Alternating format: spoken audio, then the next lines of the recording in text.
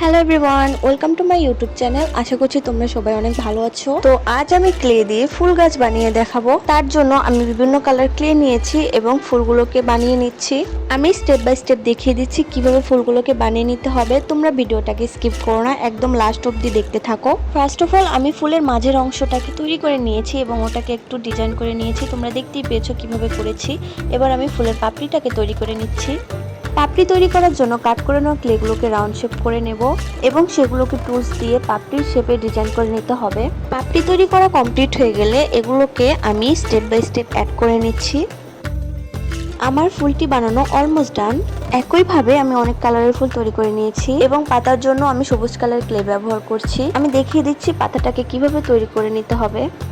আমি অনেকগুলো পাতা তৈরি করে নিয়েছি। ফার্স্টে আমি যে স্কোয়ার বোর্ডটা মেক করেছিলাম সেটার সাথে আমি ফুলগুলোকে ফেভিকল দিয়ে অ্যাড করে নিচ্ছি। এবার গাছের ডাল তৈরি করার জন্য আমি ব্রাউন কালারের ক্লে ইউজ করছি। ক্লেটাকে গাছের ডালের শেপে তৈরি করে নিয়েছি। এবার আমি ডালগুলোকে ফুলগুলোর সাথে স্টেপ বাই স্টেপ অ্যাড করে নিচ্ছি। তোমরাও সেম প্রসেসটাকে ফলো করবে।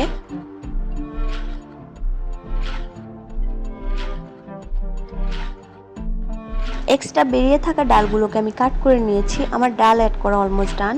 পরের স্টেপে আমি পাতাগুলোকে স্টেপ বাই স্টেপ অ্যাড করে নিচ্ছি। প্রত্যেকটা ডালের সাথে আমি পাতাগুলোকে অ্যাড করে নেব।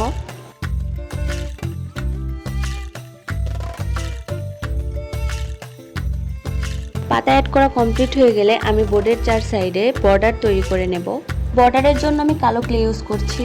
ক্লেগুলোকে লম্বালম্বিভাবে রাউন্ড করে নিয়ে বোর্ডের চার সাইডে গ্লু দিয়ে অ্যাড করে নেব। আমার বর্ডার অ্যাড করা ডান। এবার আমি দুটো পোকা তৈরি করে নেব।